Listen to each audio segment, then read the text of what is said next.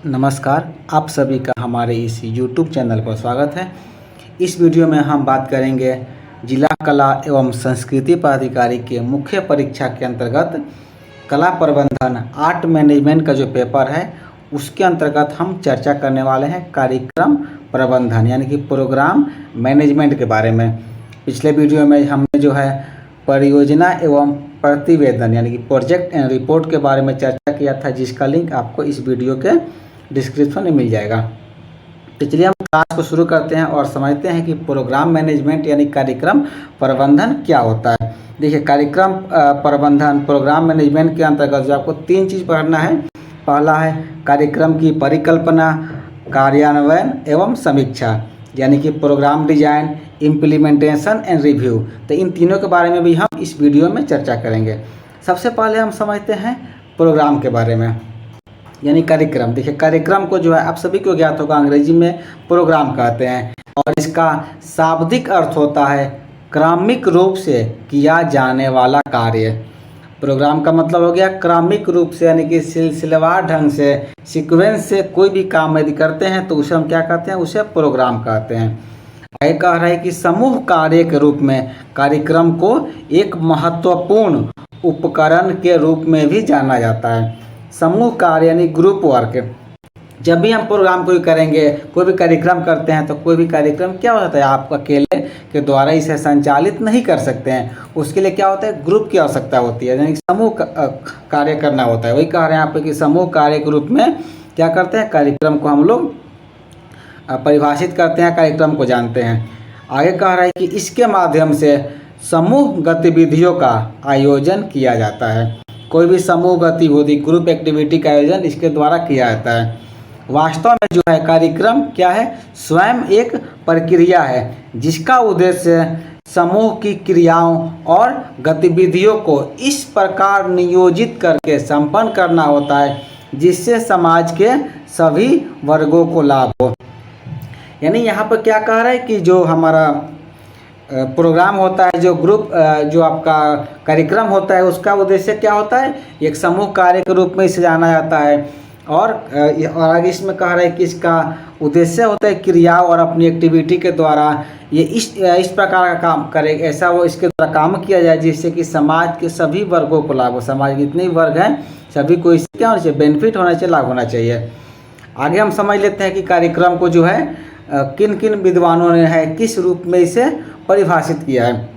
सबसे पहले हम जानेंगे क्लीन के द्वारा। क्लीन कहते हैं, इनका परिभाषा दिया हुआ है कि कार्यक्रम के अंतर्गत वह सभी कार्य आता है जिसे समाज के सदस्यों द्वारा संपन्न किया जाता है। यानी समाज के जितने भी सदस्य, हम सभी क्या है, समाज के अंग हैं, हम सभी समाज में रहते हैं, तो हमारे द्वारा जो भी कार्य किया जाता है वो सभी क्या होता है, कार्यक्रम के अंतर्गत आता है। जैसे कि शिल्प यानी क्राफ्ट, अभिनय, नाटक, खेल कूद, यानी जो भी काम हम करेंगे तो इसके लिए हमें लोगों की आवश्यकता पड़ेगी, समूह की आवश्यकता पड़ेगी। जैसे मैंने ऊपर ही बता दिया था आपको कि समूह कार्य के रूप में क्या किया जाता है, कार्यक्रम को जाना जाता है। तो ये आपके जो क्लीन है, ये इनका भी कहना है कि कार्यक्रम के द्वारा क्या होता है, वो सभी कार्य आता है जिस समाज के सदस्यों के द्वारा संपन्न किया जाता है।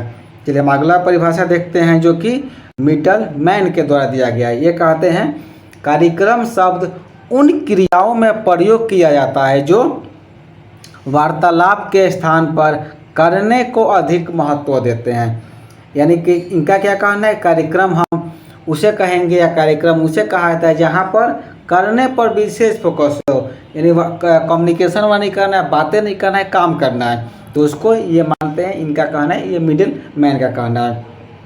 तो हम आगे इसमें देख लेते हैं। तभी इन दोनों परिभाषाओं को जब हम अध्ययन करते हैं तो इसके आधार पर हम कह सकते हैं कि कार्यक्रम एक समूह द्वारा की जाने वाली वे गतिविधियां होती है जो समूह की व्यक्तिगत अभिरुचियों एवं क्षमताओं पर आधारित तथा निर्धारित होती है।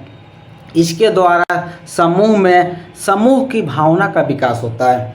यानी जब दोनों हम परिभाषा को अध्ययन करते हैं जो कि क्लीन एवं मिडिल मैन के द्वारा दिया गया है, तो हम यहाँ पर कह सकते हैं कि कार्यक्रम क्या है, एक समूह के द्वारा की जाने वाली वे सब गतिविधियाँ होती है जो समूह की व्यक्तिगत अभिरुचि हो, यानी कि उसका पर्सनल जो इंटरेस्ट होता है और उसकी जो कैपेसिटी होती है यानी कि क्षमता होती है उस पर आधारित होती है। और इसके द्वारा जो है क्या होता है, समूह की भावना का भी विकास होता है। और इसमें आगे कह रहा है कि और समूह अपनी समस्याओं का समाधान भी इससे खोजता है। कार्यक्रम के माध्यम से समाज के सदस्यों में समूह भावना के विकास पर विशेष रूप से भी ध्यान दिया जाता है, क्योंकि एक समूह के लिए काम होता है, ग्रुप के लिए काम होता है। तो इसमें क्या होता है, समूह के अंदर एक भावना भी होती है, ग्रुप स्पिरिट का भी विकास यहाँ पर हमें देखने को मिलता है। आगे इसमें कह रहा है कि इस संपूर्ण प्रक्रिया में कार्यकर्ता का यह दायित्व होता है कि वह समूह के सदस्यों की रुचियों एवं क्षमताओं के अनुसार कार्यक्रमों का निर्माण करे एवं सदस्यों को विभिन्न भूमिकाओं के निर्वहन का भी अवसर प्रदान करे। आगे जब कह रहा है यहाँ पर कि जब जो प्रोग्राम होता है, जो भी आपका कार्यक्रम होता है, उससे क्या होता है, हमारे समाज भी उससे सीखता है, समाज का अभिन्न अंग होता है। तो इसीलिए कहा जाता है कोई भी यदि हम कार्यक्रम का आयोजन करें, कोई भी हम प्रोग्राम करते हैं तो हमें ये ध्यान देना है इसमें कि हम ऐसे कार्यक्रम का आयोजन करें, इस तरह के हम प्रोग्राम का आयोजित करें जिससे कि समाज के क्या हो, समाज का एक सही दिशा हो, समाज एक बेहतर दिशा में कार्य कर सके। इसमें हमें यहाँ कार्यकर्ता का अर्थ ये हुआ कि जो कार्यक्रम का आयोजन करता है उससे कार्यकर्ता कहा गया है। ठीक है, तो यहाँ तक आपका क्लियर हो गया। अब जो आपका मैंने इस वीडियो के शुरू में बताया था कि हमें 3 चीज़ पढ़ना है इसमें। पहला था आपका क्या था इसमें, कार्यक्रम की परिकल्पना, कार्यान्वयन एवं समीक्षा। तो एक एक करके हम इन तीनों को समझते हैं। सबसे पहले हम जानते हैं कार्यक्रम प्रबंधन यानी कि प्रोग्राम मैनेजमेंट के बारे में। यहाँ पर कह रहा है कि कार्यक्रम प्रबंधन क्या होता है, एक या एक से अधिक कार्यक्रमों का संगठन एवं प्रशासन होता है। इसमें विशेष रूप से जिन बातों पर ध्यान दिया जाता है वो होता है बजट, संचालन और समीक्षा। बजट मतलब यानी कि जो भी हम कार्यक्रम करेंगे तो उसमें कैसे कितने पैसे खर्च होंगे, कैसे कैसे उसका ध्यान रखा जाता है। संचालन यानी कि उसका हम ऑपरेशनल कैसे करेंगे, उसको कैसे संचालित करेंगे। और समीक्षा यानी कि रिव्यू। इन तीनों का महत्वपूर्ण योगदान इसमें होता है। और इन तीनों के अलावा 2 चीज़ और है जो होता है गुड कम्युनिकेशन और एक्सटेंशन, यानी कि इसे कहेंगे अच्छे संचार एवं विस्तार। इसका भी इसमें कह सकते हैं कि इस पर ध्यान देने की भी आवश्यकता होती है। आगे इसमें कह रहा है कि कार्यक्रम प्रबंधन और परियोजना प्रबंधन दोनों अक्सर एक समान ही होते हैं। जैसे पिछले वीडियो में मैंने आपको बताया था, सबसे पहले जब मैंने वीडियो बनाया था वो आपका परियोजना पर ही था। परियोजना एवं प्रतिवेदन हमने जाना था, तो वहाँ पर परियोजना प्रबंधन यानी कि प्रोजेक्ट मैनेजमेंट भी हमने देखा था। तो यही यहाँ पर कह रहा है कार्यक्रम प्रबंधन और परियोजना प्रबंधन दोनों क्या होता है, लगभग एक समान ही होते हैं। जबकि इनके कई कार्य की यदि हम बात करें तो वो भी एक समान होते हैं या वैसे फिर प्रतीत होते हैं। यदि इन दोनों के यदि हम अंतर की बात करें तो सबसे प्रमुख अंतर जो मुझे ज्ञात हो रहा है वह यह है कि कार्यक्रम प्रबंधन एक स्थायी चर है, यानी कि स्थायी चर का मतलब वो फिक्स होता है। जैसे कि कार्यक्रम कैसे करना है, हमने एक बार इसका शेड्यूल बना दिया कि ये कार्यक्रम अमुक कार्यक्रम इस ढंग से होगा, तो ये कई वर्षों तक चलता रहता है। इसमें मामूली हम बदलाव करके उसी ढंग से हम सिस्टमेटिक ढंग से कार्यक्रम को चलाते रहते हैं। लेकिन इसके विपरीत यदि हम परियोजना प्रबंधन की बात करें तो ये क्या होता है, यह एक अस्थायी चर होता है जो कि परियोजना के समाप्ति के साथ ही वह समाप्त हो जाता है। जैसे मैंने कल के वीडियो में बताया था कि जो भी परियोजना हमारा होता है वो क्या होता है, हर परियोजना उस समस्या के अनुसार निर्धारित किया जाता है, यानी कि जहाँ पर जो समस्या होती है उसके अनुसार हम लोग परियोजना बनाते हैं। और जैसे ही उस समस्या का समाधान हो जाता है वो क्या होती है, वो परियोजना भी समाप्त हो जाती है। यानी कह सकते हैं कि वो उस आपके समस्या के साथ परियोजना का निर्माण होता है, प्रोजेक्ट का निर्माण किया जाता है, और जैसे हमारी उस समस्या का समाधान हो जाता है वैसे प्रोजेक्ट का भी समापन कर दिया जाता है। लेकिन आपके जो कार्यक्रम में ऐसी बात नहीं होती है। कार्यक्रम प्रबंधन एक स्थायी चर होता है जो कि बहुत लंबे समय तक इसका मतलब कह सकते हैं कि ये चलता रहता है। इसके बाद सेकंड हमारा था क्या था, कार्यक्रम की परिकल्पना, यानी कि प्रोग्राम इसे डिजाइन भी कह सकते हैं, या शोध के यदि हम परिदृश्य में बात करें तो इसे हाइपोथेसिस कहा जाता है। यह प्रोग्राम डिजाइन, तो इसमें कह रहा है किसी कार्यक्रम या घटना की व्याख्या करने वाला कोई सुझाव या अलग अलग प्रतीत होने वाले बहुत सी घटनाओं के आपसी संबंध की व्याख्या करने वाला कोई तर्कपूर्ण सुझाव क्या कहलाता है? परिकल्पना कहलाता है। परिकल्पना यानी कह सकते हैं कोई भी प्रोग्राम का हम क्या कर सकते हैं, विजुअल तैयार करते हैं कि हमारा कार्यक्रम कैसा होगा, किस तरह से हम आयोजित करेंगे, उसे हम लोग प्रोग्राम डिजाइन, जैसे मैंने कहा है जब हम शोध की परिदृश्य में बात करते हैं तो इसे हाइपोथेसिस कहा जाता है। इसमें हम आगे जानते हैं, यहाँ कह रहा है कि सामान्य रूप से परिकल्पना को हम इस रूप में भी परिभाषित कर सकते हैं। जैसे एक और परिभाषा है, यहाँ पर कह रहा है कि परिकल्पना का अर्थ किसी अस्थायी विचार यानी कि प्रोविजनल आइडिया से होता है जिससे अंतिम रूप में व्यक्त करना अभी बाकी होता है। जैसे मैंने कहा है कि क्या होता है, एक विचार होता है। कोई भी हम कार्यक्रम बनाते हैं तो कार्यक्रम कैसे संचालित होगा, उसी का एक कह सकते हैं कि ये विचार होता है, कार्यक्रम का विचार होता है जिसे अंतिम रूप में अभी व्यक्त करना बाकी होता है। इसे हम हाइपोथेसिस भी कह सकते हैं या परिकल्पना भी कह सकते हैं। इसके बाद हमारा क्या था, कार्यान्वयन यानी कि इम्प्लीमेंटेशन। अब कार्यान्वयन क्या होता है, देखिए इसके यदि हम अर्थ की बात करें तो यहाँ पर कह रहे हैं किसी चीज़ को लागू करना या फिर अमल में लाना, इसकी एक कार्यान्वयन का अर्थ नहीं। कोई भी चीज़ हम बना लिए, ठीक है, जैसे मेरे प्रोग्राम हमारा बन गया, कोई चीज़ हम तैयार कर लिए, तो तैयार करने के बाद उसे हम पब्लिक में कैसे लागू करेंगे, उसे ही हम लोग कहते हैं कार्यान्वयन, या इसे अंग्रेजी में कहते हैं इम्प्लीमेंटेशन। जैसे मान लीजिए कि कोरोना का जो आपका बीमारी आई थी, कोरोना कोविड महामारी आई थी, तो उसमें जो टीका बन गया, सबके द्वारा सबको क्या एक दवाई का निर्माण कर दिया गया, वो टीका लगाना था। तो टीका लगाने की जो रणनीति बनाई गई, जो भी हमारा एक कह सकते हैं कि एक उसका एक प्रबंधन थे, उसका एक प्रोजेक्ट तैयार किया गया था। उसके अंतर्गत जब लोगों को टीका लगने शुरू हो गए तो टीका लगने की जो प्रक्रिया थी, जो बनाया गया था, उससे ही हम इम्प्लीमेंटेशन या कार्यान्वयन कर सकते हैं। वही यहाँ पर कह रहा है कि कोई भी परियोजना लागू हो जाती है या कोई भी हमारा कह सकते हैं कि ये कार्यक्रम का निर्माण हो गया, तो उसे जब हम लागू करते हैं या उसे अमल में लाते हैं तो उसे हम क्या कहते हैं, कार्यान्वयन कहते हैं। इससे हम ऐसे भी समझ सकते हैं कि कार्यान्वयन जो है किसी योजना, विधि या किसी डिजाइन, विचार, मॉडल या निर्देश मानक या किसी डिजाइन, विचार, मॉडल या विनिर्देश को कह सकते हैं कुछ करने की नीति का निष्पादन या अभ्यास है।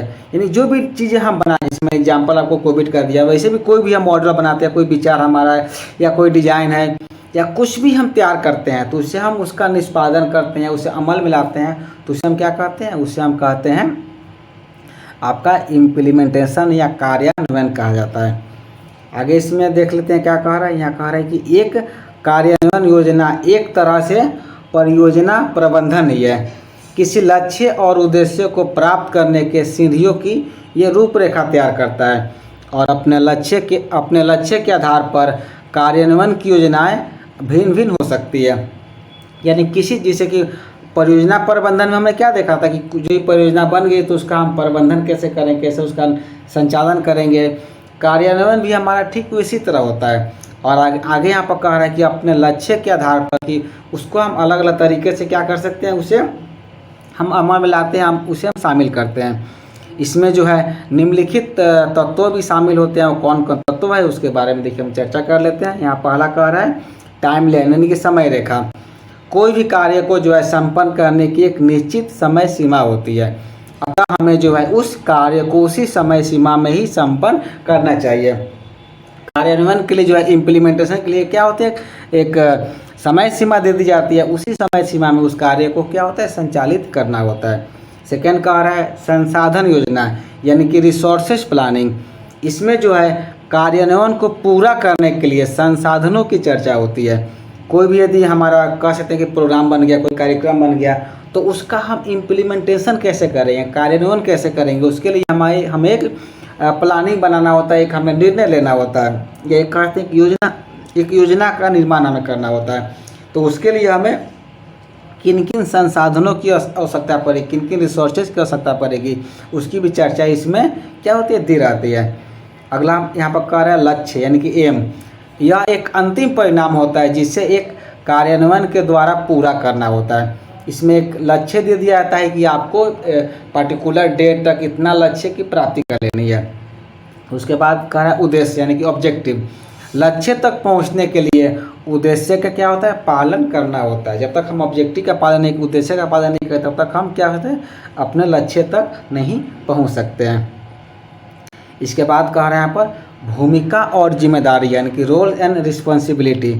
कार्यान्वयन के कार्य में सभी कर्मचारियों को अपनी भूमिका और जिम्मेदारी का एहसास होना चाहिए। जब तक हर कर्मचारी या हर व्यक्ति अपना कार्य ईमानदारी से नहीं करता है, जब तक क्या होता है, हम उस लक्ष्य को प्राप्त नहीं कर सकते हैं। तो ये तो हमारा हो गया कार्यान्वयन का। और इसका अंतिम एक बचा हुआ है शायद इसमें, हाँ, एक समीक्षा है, रिव्यू। जैसे कि वीडियो के मैंने शुरू में आपको बताया था कि इसमें हमें कार्यक्रम प्रबंधन में 3 चीज़ पढ़ना है, कार्यक्रम की परिकल्पना, कार्यान्वयन एवं समीक्षा। समीक्षा यानी कि रिव्यू। तो चलिए रिव्यू पर हम चर्चा कर लेते हैं। रिव्यू कहता है कि कार्यक्रम की समीक्षा एक ऐसी प्रक्रिया है जो शैक्षणिक कार्यक्रमों की स्थिति, प्रभावशीलता और प्रगति का मूल्यांकन करती है और उन कार्यक्रमों के भविष्य के विशाल जरूरतों और परंपराओं की पहचान करने में भी मदद करती है।